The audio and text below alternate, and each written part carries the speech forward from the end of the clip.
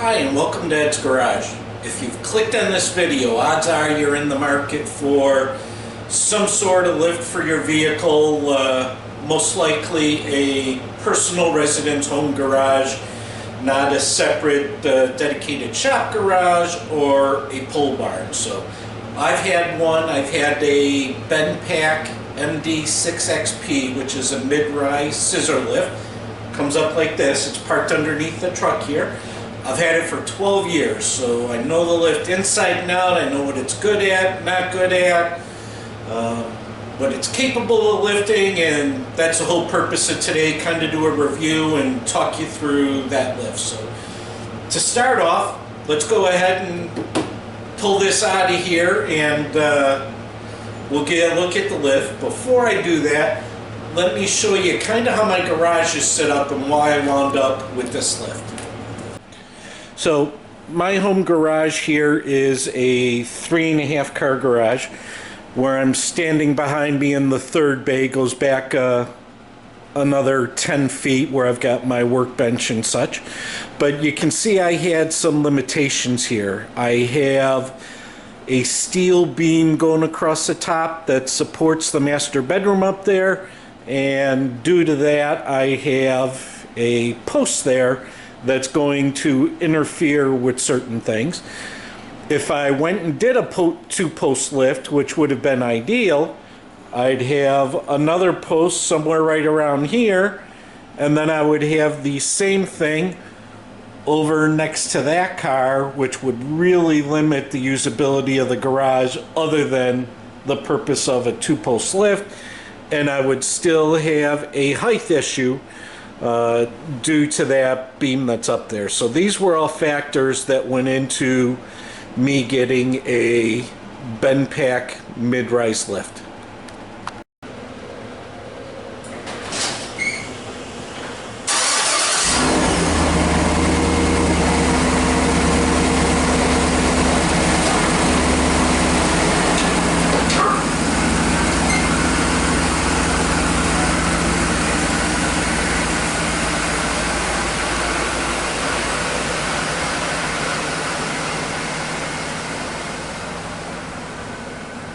Okay, now that I got the truck out of the way and the door closed, we started this morning with 11 below native temperature, so a little bit cold here in the Chicago market.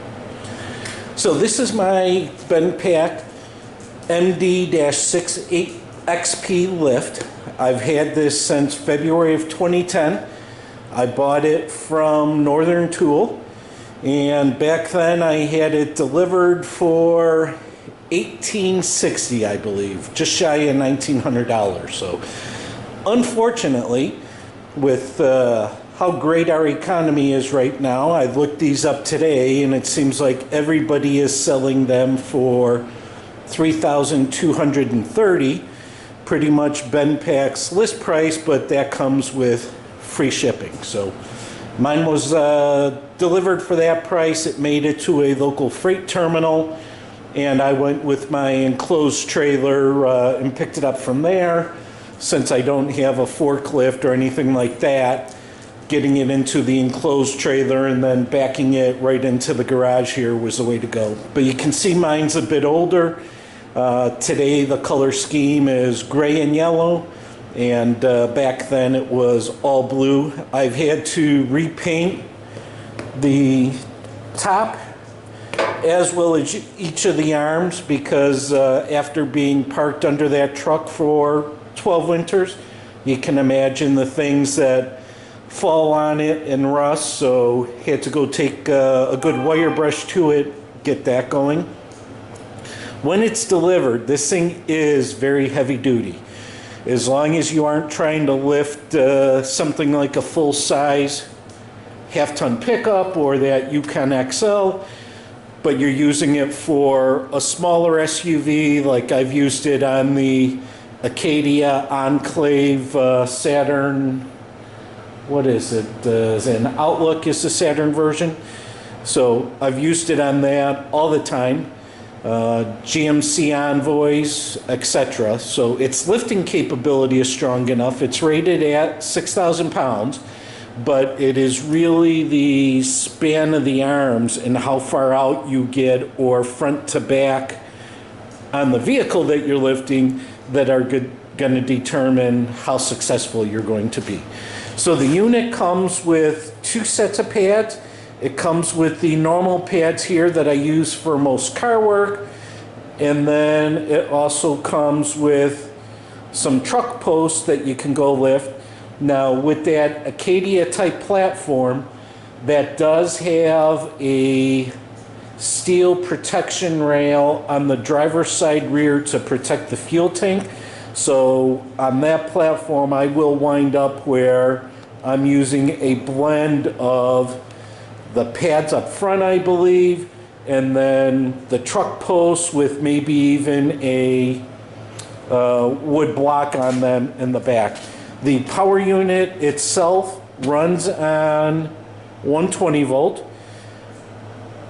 The manual says install a 20 amp breaker or bigger. When I bought it, I installed a 25 amp circuit and fed it with 10 gauge wire. But when I look at it, I came out this morning to take a look, and let's see if I can get this for you. It's going to be upside down. But you'll see there that the amps are under 15, so you're probably more than comfortable going with a 20 amp breaker. So over the years, I have lifted everything from something as small as a riding mower, when I had my father-in-law's riding mower here, to clean it up and sell it. And then the gentleman that bought it just had a pickup truck but no ramp, so we literally backed it right up onto the lift here, raised the lift, and then put it in the pickup truck.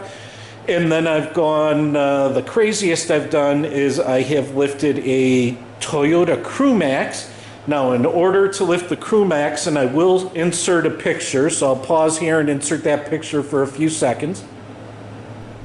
Notice that the lift is not, then due to how front heavy this is, there are 2 jack stands underneath the front of the truck. But I had to move everything that is in front there. My tool chest stayed, everything else had to move. Was able to lift the Crewmax just enough to get all 4 tires off the ground, and then to go from the left side or the right side to go get tools out of the toolbox, we literally had to open the rear door and climb through the truck because the Crewmax just took up the entire garage.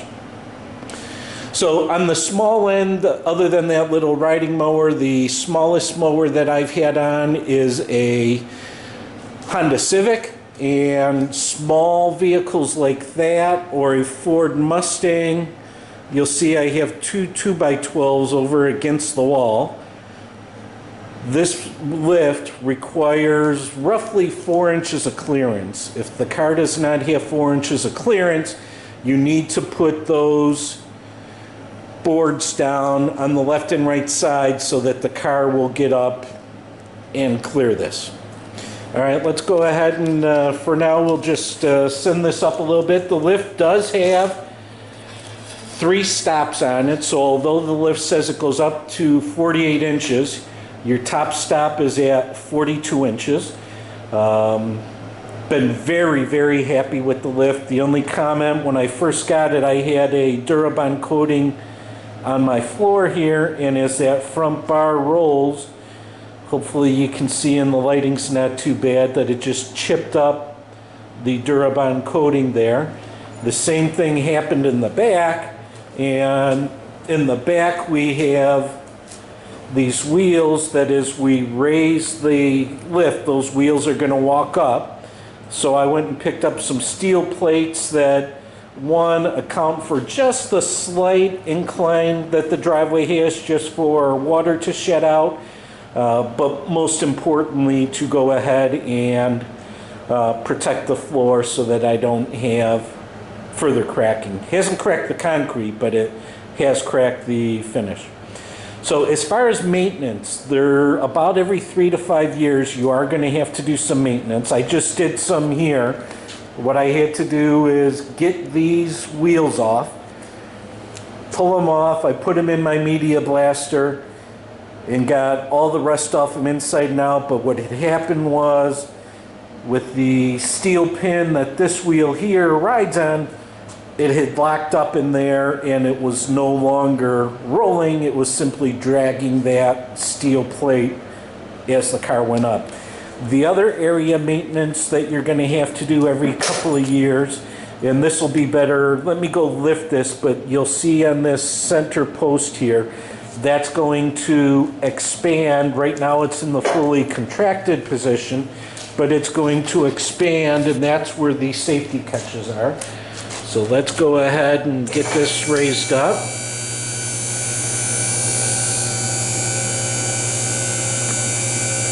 You can see, let me zoom in on this, we've got the paw right about there. I'm losing the button, sorry about that. And you'll see that that's about to drop. So there's the first safety catch. That's at 22 inches. And then it's going to go up and we'll stop at the next safety catch, which is 32 inches. All right, so we're set there now. As I zoom back out, now that we've hit the second safety catch, you simply lower back down. You'll see the units lowering slowly. And right there, it's on that second safety catch. So not right now, you're 32 inches up and all set to go work on it. But the other thing of maintenance that you will have to do is to separate this two-piece post, because as you go up and down and have cars on it on a weekly basis, rust is going to drop into that channel. And eventually, when you go and lower the platform, it is not going to allow this inner post to slide all the way down into the bottom post. So it's going to stick up, and you're going to pull a sedan or something that usually barely clears the lift, and you're going to be catching on the lower air effects because of that. So what you'll have to do there is remove at least one of the pins for the hydraulic cylinders. I think I've had to remove them both. So you get enough room to get that center pin out. And then once that center pin is out, you can take that center member out and get all the rust and debris out of it, and you are good to go. All right, so that's it for now. Shortly we'll take a pause. I'll go through on the work clothes because wife will be home very shortly and her car needs to go up and get an oil change.